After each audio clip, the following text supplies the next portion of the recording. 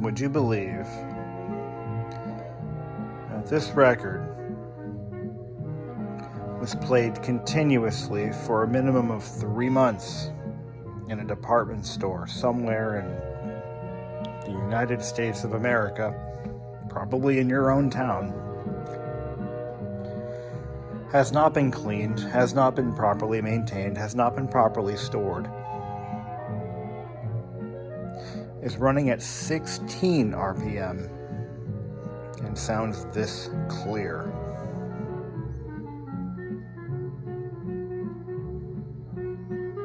Unbelievable.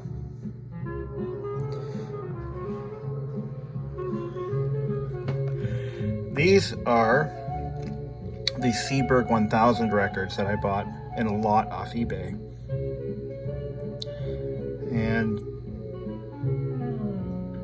wow, that sounds so good.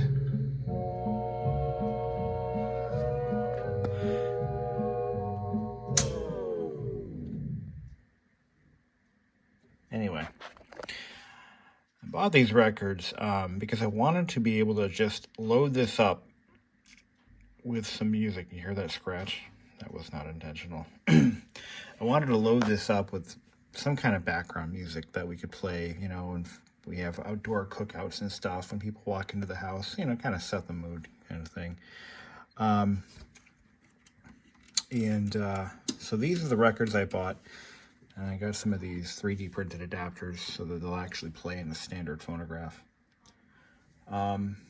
These are not in the best of shape. I didn't pay a lot for these. The problem I've been having with this turntable is that it was originally equipped with, where is it? I had it in the box. It doesn't matter. It was equipped with an Electro-Voice PowerPoint stylus. It's basically a plug-in cartridge. It's about the size of a Tylenol, and it plugs into a socket. Well, it did before I ripped its guts out. So the problem with that stylus is it was designed for a Motorola record. It was, I believe, not 1 millimeter, but whatever, 1/1000th of an inch, I think. Whatever the hell I don't get how these are measured, but anyway, VWESTLIFE explained it in one of my videos. I don't know if it's metric or US. Anyway, it's either 1 millimeter or 1/1000th of an inch or whatever. Anyway, so what I did was I tried several different cartridge.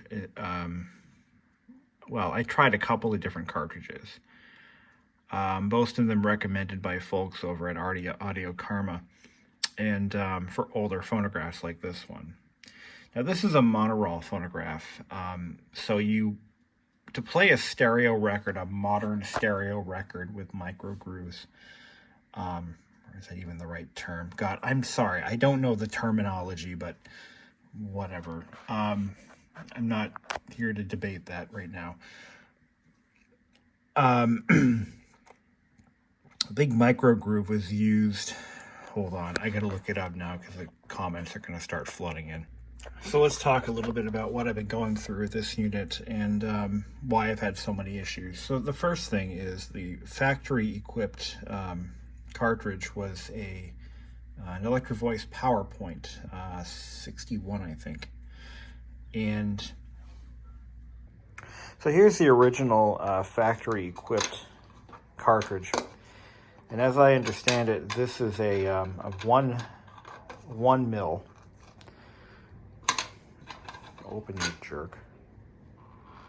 Am I wrong? Yeah. This is a 1 mil cartridge. It actually slips into a socket. It's a tiny little thing. And this is a double-sided, so you can flip it for 78s or LPs. And it's got 2 prongs. Oops. Oh, it had 2 prongs, but one of them must have broken off when I removed it. Yeah, it did. Went to go pull the socketed plug off, and it just yanked the... So this is junk. Oh well. So I had that, and my plan was to replace it with a new cartridge. which looks like this. This is an EV61. So I bought this off eBay, and this was the first one I bought, and it turned out to be, well, this isn't going to, this, I bought this before I did any research. Come to find out, this is exactly what I have in there now. Just an unused version of it. So this is totally fine. But you can see it's got corrosion on the contacts from sitting in the box. Not a great solution. So there's another cartridge that goes in there that replaces the mono cartridge, and it will actually play stereo records, which have a much narrower groove than mono records. No, that is not true. That's not what I meant to say. Stereo records, they require lateral movement of the needle, not lateral, but diagonal movement of the needle. And these mono styluses are only designed to move side to side, whereas a stereo kind of goes like this rather than like this. And I believe quadraphonic styluses have a hill and dale track, so they go up and down and diagonal, kind of all over the place. And that is how you get quadraphonic sound, which is why quadraphonic records wear out so quickly, and which is one of the reasons the technology kind of fell by the wayside. So let's get back to this guy. So the problem was, I did buy the correct cartridge for this, and it turned out to be a dud. It was old stock, and no luck. It just, it sounded horrible. So moving forward, I decided to get there's another cartridge that will fit this head gel. It's a 1/2-inch mount, and it will fit the tone arm, the head gel, but the tone arm. It'll fit the tone arm. And I forget which one it was off the top of my head, but it didn't work out because that one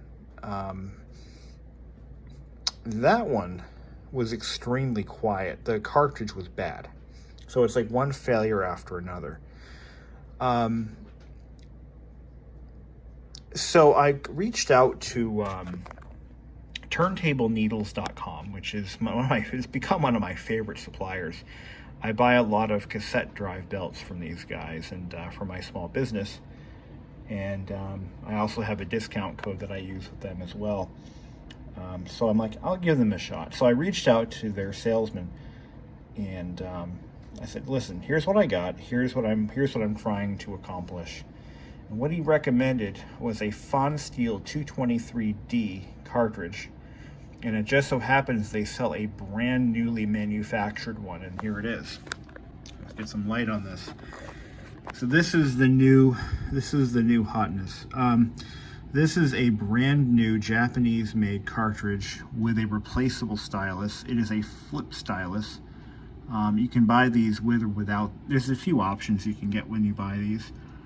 I bought mine with the solderable sockets, because I had to wire this up to work on a Motorola tone arm. So what we've got here is the grounds are tied and the positives are tied together, and that allows you to use this in a mono amplifier. It bolted right, and I had to modify the plastic a little bit. This cartridge clips out of the mount, so the mount is a separate piece, and it just clips in. It's a little stiff, hard to get out of there, but what I'm probably going to do is buy an extra one just to have on hand, because these won't be manufactured forever. But again, I tried to use as little amount of wire as possible to save weight, and this is a much heavier cartridge than what was originally on here, so I had to readjust the counter spring. And on this one, the tighter the spring, the less downforce. I still think it's a wee bit too heavy. This is actually very heavy, so I'm going to have to maybe pull a little bit more weight off of it. Yeah, it's a little bit much.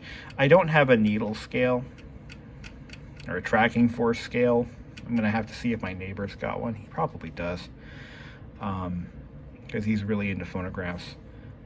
But we're gonna give that a try. We're gonna try to reduce the weight as much as we can without taking too much off. But again, the tracking force on this thing is probably gonna start murdering my records. On this one, I was actually I was incorrect. I thought you moved this spring retainer forward to increase the tracking force, but it's actually the opposite. This is a counter spring. You don't want it too light because the needle will bounce out of the grooves, which was a major problem when I got this. You couldn't play any real stereo records without ill effects. So, Phonsteel 223D clone is what this is. So I'm going to get an extra cartridge, probably an extra couple of needles. I don't want to be fighting this game again anytime soon.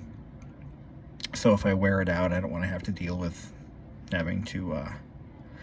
But it's amazing how original this unit really is. I mean, look at this, still has the factory applied Scotch tape holding this wire in place. And look at how clean it is. I cleaned it up, but usually these are rusting or paint is peeling, or this is cracked. This is a scratch that I could probably buff out, but I've decided to leave well enough alone. I really don't want to mess with it too much. It would be a shame to, it's all plastic, it's brittle. But I would have to take a power drill with a buffing wheel. I could probably clean it up a little bit, maybe do a test spot here and there, but I'm gonna just leave it alone for now. But anyway, I wanted to share that little bit of triumph with you guys. And again, turntableneedles.com, they are not sponsoring my channel, but I will plug companies who solve problems for me and make my life easier, because that's only fair. Again, they aren't paying me, but you know, maybe we can work something out. You know, tell them you heard about them on my channel if you've never dealt with them before. Getting back to these Seeburg records, so these will play on a standard changer. The only problem is they're an odd size. They're actually they're not 10 inch. 10 inch would be right about here. That's what this little bumper's for. 12 inch would hit this bumper. And the default mode for this turntable without any bumpers hit is for a standard 7-inch record, being a 45. So obviously when you start playing these records, they default to a 45. Set our speed to 16. But look at what happens. Turn this thing on here. And look at how slow the action is at 16 RPM. But it works. Oh, it works.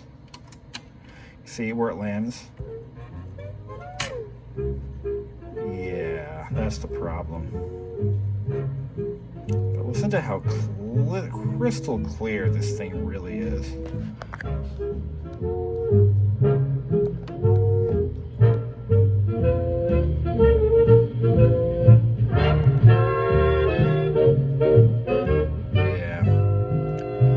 Definitely too much tracking force. So we got to do something about that. We got to figure out. Yeah, we got to figure that out. What are we gonna do about the tracking force? I'm gonna pull that spring a little tighter and see what happens. Yeah, I maxed out the track force, or the counter spring. That's as high as she'll go, as low as she'll go.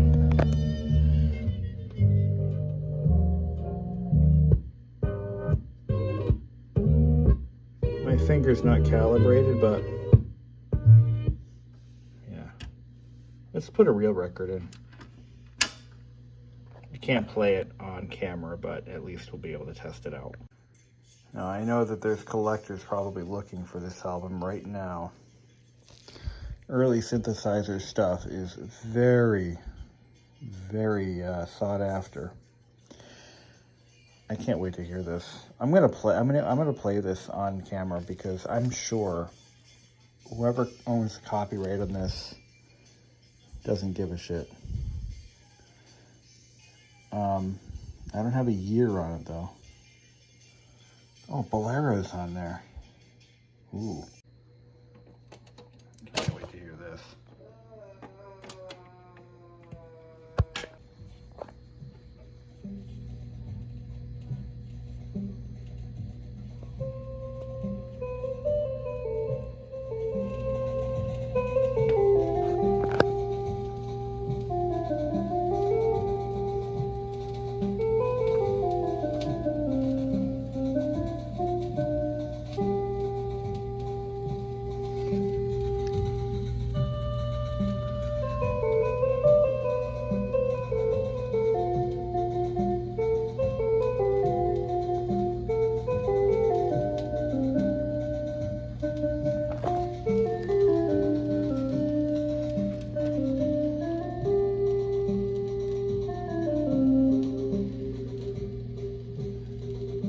No year on it.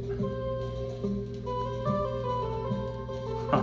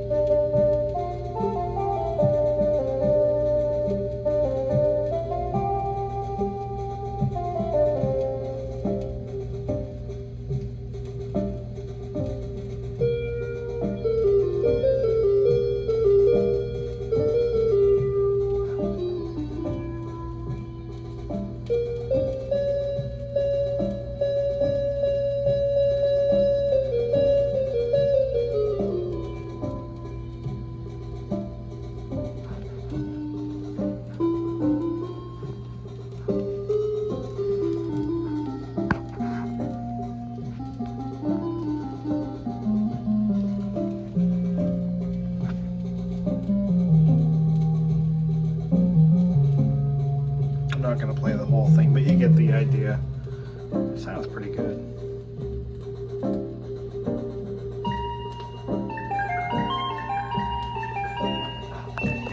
The song gets progressively more complex as we go through it, so let's try to gently.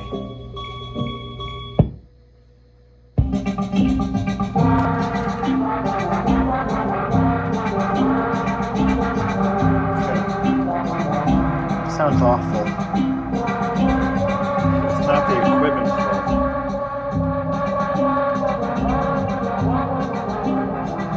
Oh my.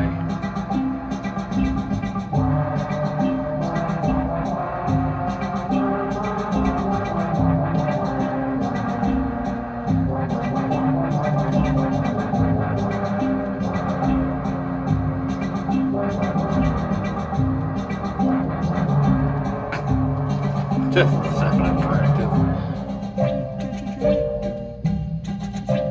Bolero is a standard, by the way. The Frank Zappa version is probably the best one I've heard.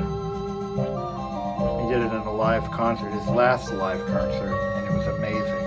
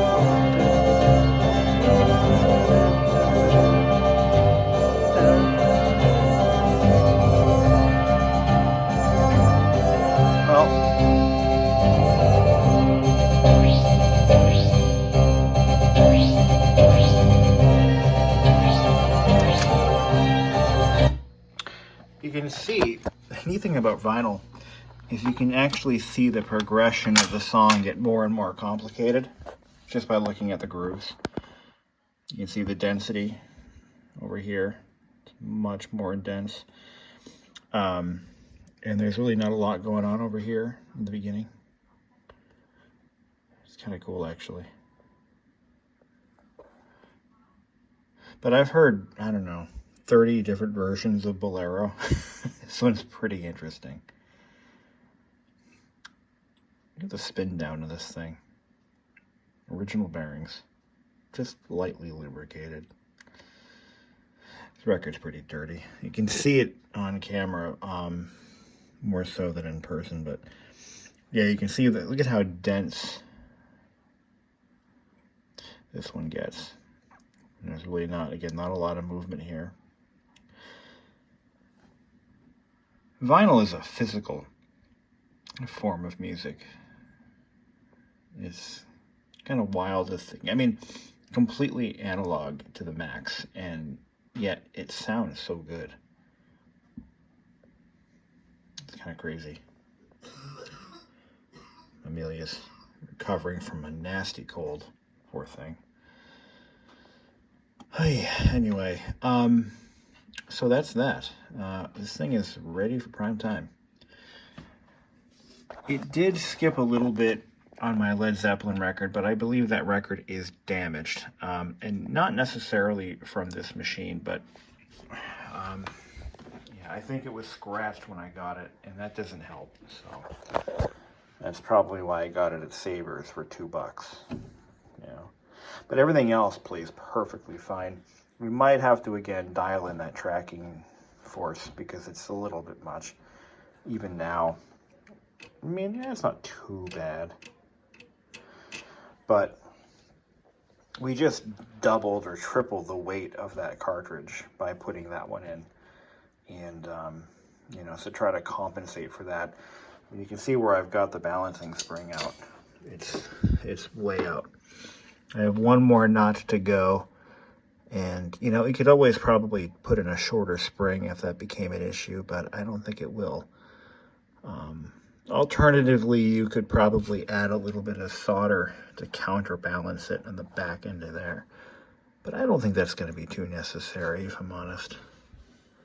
No, I really don't. It doesn't have a skating adjustment either. Actually, it kind of does. Hold on a second. I think in order for it to have that, there would have to be maybe an eccentric on this screw right here. No, that's not it. There is no skating adjustment on this guy. I thought there was. I thought I read that there was one, but and this screw right here, I believe, is or this spring is to take up the mechanical. It's like a mechanical fuse. If you leave this thing locked down and you start it, it actually builds up spring tension. It actually pops this thing right off. That happened to me once. Not fun. But. Well, that's going to conclude our video. Thank you for watching, and yeah, keep them spinning. Somebody's got to.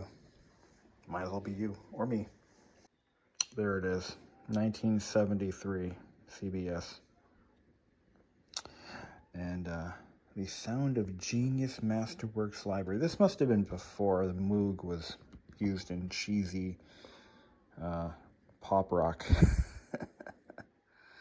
It was still a new thing, kinda. I think the Moog came out in 1969, 68. But yeah, everything you've ever wanted to hear on the Moog, and we're afraid to ask. I love the cover art on this. Look at that. Definitely